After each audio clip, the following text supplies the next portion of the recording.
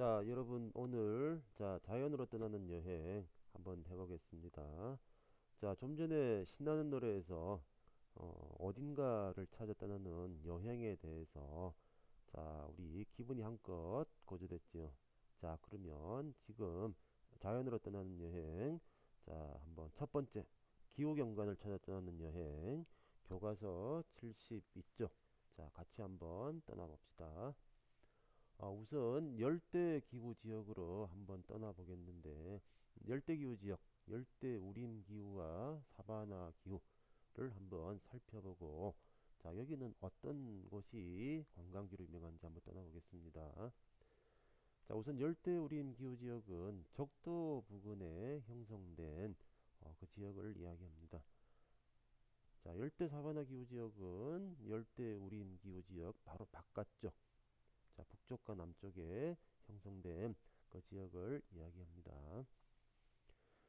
자, 그러면 우선 첫 번째로 열대우림 기후의 특징에 대해서 한번 여러분 살펴봅시다. 열대우림 기후 연중 덥고 비가 굉장히 많이 옵니다. 자, 날씨가 이렇다 보니까 나무들이 쑥쑥 자라겠죠. 하늘을 덮을 정도로 나무들이 자랍니다. 이것을 우리가 열대림 또는 밀림 지역이라고 이야기를 합니다. 그 다음에 여기는 가장 추운 달에 평균 기온이 18도씨 이상, 그러니까 가장 추워봤자 우리나라 5월 말 정도 되는 날씨죠. 그러니까 대충 여러분들이 어떨 거라고 아마 상상이 갈 것 같아요. 자, 계절의 변화가 없죠. 연간 강수량이 2000mm를 넘는다. 여러분 이게 잘 실감이 안 날 건데, 자, 우리나라와 한번 비교를 해봅시다. 우리나라는 연중 강수량이 1300mm 정도. 자, 그러니까 여기는 우리나라보다 거의 1년간 한 2배 정도 비가 많이 온다고 여러분 상상하면 되겠죠. 자, 다음에 일교차가 연교차보다 더 큽니다. 자, 일교차는 우리 예전에 한번 이야기했지만 하루 중에서 가장 기온이 높은 시각과 그 다음에 가장 기온이 낮은 시각의 차이를 이야기합니다. 연교차는 그럼 뭘까요? 자, 1년 중에 기온이 가장 높은 달과 기온이 가장 낮은 달의 차이를 이야기합니다. 자, 이 열대우림 기후지역은 일교차가 연교차보다 더 크다고 그래요. 일교차는 한 10도 이상 차이가 나지만 연교차는 10도씨 미만으로 차이가 납니다. 우리나라하고 좀 차이가 많이 나죠. 그 다음에 여기는 스콜이 내리죠. 어, 스콜이 뭐냐 그러면 우리 예전에도 한번 설명했는데 다시 한번 여러분 기억을 되살려 봅시다. 자, 한낮에 태양열이 내리쬐서 어, 땅의 열기가 올라갑니다. 그럼 땅에 이 더워진 열기가 쭉쭉 저기 하늘 높은 곳으로 올라가죠. 그럼 하늘에 있는 차원 기온과 만나가지고 이게 비를 쏟아붓는데 주로 오후 늦은 시각에 잠깐 내리는 비를 이야기합니다. 우리나라로 치면은 한여름철에 내리는 소나기와 여러분 같다고 보면 됩니다. 자, 스콜. 자, 그 다음에 이쪽 사람들은 어떻게 경제활동을 이어가냐면은 이동식 화전 농업과 플랜테이션 농업으로 주로 경제활동을 이어가는데, 자, 그러면 예전에 우리 했던 기억을 되살려서 여러분 활동 1 한번 봅시다. 자, 그러면 이 열대우림 지역에서는 왜 이동식 화전 농업을 하게 될까? 자, 그 이유를 우리 모든별로 한번 토의해서 학습지에 한번 기록을 해봅시다. 자, 다음 활동 2. 자, 여기서 말하는 플랜테이션 농업이란 뭘까? 자, 이것도 모든별로 한번 토의해서 여러분 한번 기록을 해봅시다. 자, 그 다음에 활동 3. 자, 이동식 화전 농업에 대해서 여러분 모든 별로 토의해서 뭔지 개념을 알았죠. 그러면 이 이동식 화전 농업은 우리가 살고 있는 지구의 이로운가 해로운가 그것에 대해서 여러분 한번 결정을 내리고 과연 그렇게 결정을 내린 이유가 뭘까? 자, 이것도 여러분들이 한번 토의해서 한번 적어 봅시다. 자, 다음에 활동사. 열대우림 기후지역의 가옥구죠. 즉 열대우림기후 지역에 사는 사람들은 어떻게 집을 짓고 살까? 자, 활동지에 해당 칸에 한번 그림을 그리고 글로 한번 설명해 봅시다.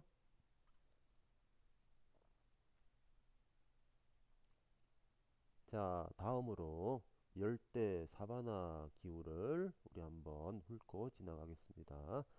자, 잠깐 여기 화면에서 벗어나서 사바나 기후 지역의 광경을 동영상으로 잠깐 보겠습니다. 자, 여러분 동영상에서 보았듯이 여러 동물들이 많이 나오죠. 자, 그러면 이 열대 사바나 기후의 특징이 어떻게 되는지 여러분 같이 한번 살펴보도록 합시다. 열대 사바나 기후 지역은 비가 적게 내리는 건기, 그 다음에 비가 많이 내리는 우기로 구분됩니다. 자, 여름철은 비가 많이 오는 우기, 겨울철은 비가 거의 오지 않는 건기라고 이야기를 합니다. 자, 이것은 여름철의 건기. 자, 비가 오지 않아서 메마르다 보니까 이렇게 화재가 주로 자주 일어난답니다. 자, 나무 색깔도 숲을도 보면은 누렇죠. 자, 이것은 비가 많이 오는 우기. 자, 비가 많이 오다 보니까 우선 어, 풀과 나무의 색깔부터가 다르죠. 자, 그러면 여러분 자 한번 생각해 봅시다. 과연 동물들은 어디 이 우기 때 많이 살겠죠. 그래서 이 건기가 오면은 이 동물들이 물이 있는 곳으로 찾아다니는 대이동을 한답니다. 그리고 우기가 오면은 다시 본래 살던 이곳으로 또 돌아온답니다. 그래서 건기와 우기는 동물들의 대이동을 그렇게 하게 되는 원인이라고 할 수 있죠. 자, 그리고 사바나 기후, 자, 연중 덥습니다. 열대지방이니까 당연하겠죠. 자, 이 사바나 지역은 어, 키 작은 나무하고 초원이 넓게 형성되어 있습니다. 열대우림 지역은 하늘을 덮을 듯한 키 큰 나무가 있는데 이 사바나 지역은 그렇게 큰 나무들이 없답니다. 주로 작은 나무들인데 왜냐 그러면 비가 오지 않는 건기가 길기 때문에 일부러 그렇게 덩치가 클 이유는 없겠죠. 비가 내리지 않는 건기에는 아무래도 머금고 있는 수분으로 버텨야 되니까 오히려 덩치가 작은 게 좀 유리하다 그래요. 그 다음에 넓은 초원이 발달돼 있습니다. 자, 키 작은 나무와 넓은 초원이 있다 보니까 자, 이 나뭇잎을 따먹는 기린이나 코끼리, 그 다음에 이 풀을 먹는 주로 영양이나 톰성가젤, 이런 초식 동물들이 굉장히 많습니다. 자, 그러면 이 초식 동물을 먹이로 하는 육식 동물도 따라서 많겠죠. 그래서 초식 동물과 육식 동물들의 먹이가 풍부하다 보니까 그야말로 야생 동물의 천국이라고 우리가 이야기합니다.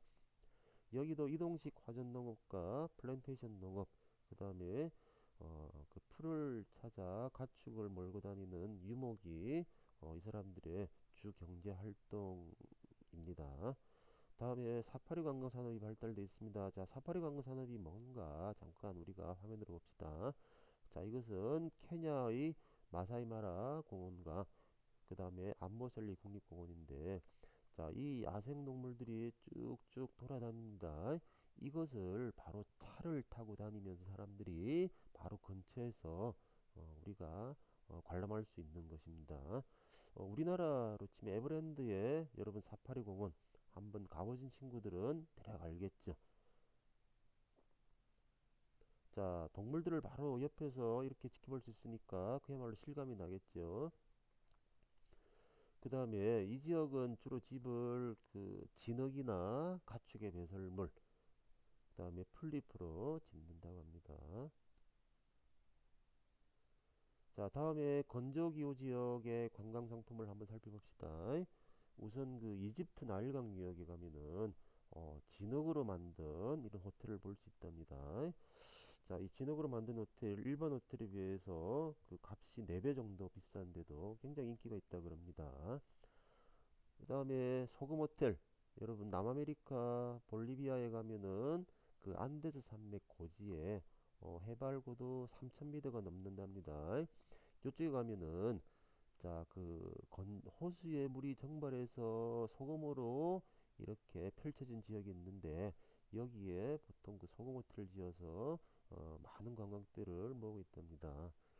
자, 이게 바로 볼리비아의 우유니 소금 사막입니다. 자, 보면은 소금이 마치 눈처럼 쭉 펼쳐져 있지요. 여기 면적이 거의 우리나라 경상남도 정도 되는 면적이라 그럽니다. 그러니까 얼마나 넓은지 여러분 상상이 가겠죠. 자, 다음에 지중해 연안으로 한번 떠나봅시다. 자, 지중해 연안 대표적으로 그리스 아테네, 우리가 기온과 강수량을 봅시다. 자, 추운 1월, 2월, 그리고 10일, 12월은 여러분 보면은 기온이 그다지 많이 떨어지지가 않습니다. 영상 한 10도 정도. 자, 따뜻하겠죠. 그런데 강수량은 비가 좀 많이 오는 편이죠. 자, 여름 봅시다. 여름은 거의 30대 육박하니까 굉장히 덥습니다. 그런데 비는 자, 거의 오질 않죠. 자, 그래서 지중해 연안은 자, 여름철 보면은 기온이 높고 그 다음에 비가 적은 고온 건조하다고 이야기를 합니다. 자, 다음에 겨울은 10도씨 정도로 따뜻하고 강수량이 많죠. 그래서 온난 스변하다고 이야기를 합니다. 자, 지중해 연안의 여름 기후 아까 여러분 이야기했죠. 자, 기온은 높지만 비가 적게 온다. 자, 여러분 어떻겠습니까? 자, 하늘이 푸르고 그 다음에 비가 적게 오니까 습도가 낮아서 쾌적하겠죠. 맑겠죠. 그러니까 관광객들이 많이 찾아온대 여름에 주로 지중해 해변으로. 자, 그러면 이 지중해 해변이 여름에 관광지로서 이렇게 왜 적합한 특징을 가지고 있는가? 자, 한 번 더 이야기하자면은 여름에 고온 건조하기 때문에 하늘이 높고 푸르고 햇살이 강렬하겠죠. 자, 북서부 유럽에 주로 잘 사는 지역에 있는 나라 사람들은 그쪽 기후는 연중 습하고 흐린 날이 많다 보니까 항상 쾌적하고 햇볕이 강렬한 이쪽 날씨를 그리워한답니다. 그래서 여름에 이 지중해 연안으로 많이 몰려든답니다. 대표적인 관광 지역 그리스, 이탈리아, 프랑스, 자, 남부 해변 등이 있고 그 다음에 우리 교과서 74쪽에도 나오지만 자, 그리스 산토리니 섬, 미코노스 섬, 자, 흰색 페인트를 칠한 집이 즐비하게 늘어져 있습니다. 자, 그러면 왜 이렇게 흰색 페인트를 칠했는가? 아까 얘기했듯이 여름철에 햇빛이 강렬하다 보니까 이를 반사할 이유가 필요가 있겠죠. 그래서 이렇게 흰색을 칠했답니다. 자, 그러면 활동 6. 자, 이 지중해 해변 지역이 여름철 관광지로 인기가 높은 이유. 자, 뭘까? 여러분 한번 적어봅시다.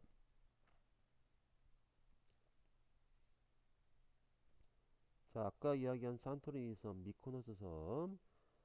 자, 흰색 페인트 칠을 한 건물들이 어, 푸른색 하늘, 그 다음에 파란 바다와 어울려서 아주 장관을 이루고 있죠. 자, 여러분들 다음에 어른이 돼서 기회가 되면 한번 가보도록 하세요. 자, 그 다음에 남극대륙. 자, 여러분 남극대륙 하면은 연상되는 게 무엇이 있을까요? 자, 빙하, 그 다음에 펭귄, 자, 눈, 얼음 이런 것들이 있겠죠. 자, 사람들이 살기 힘듭니다. 물론 풀도 나무도 없다고 보면 되겠죠.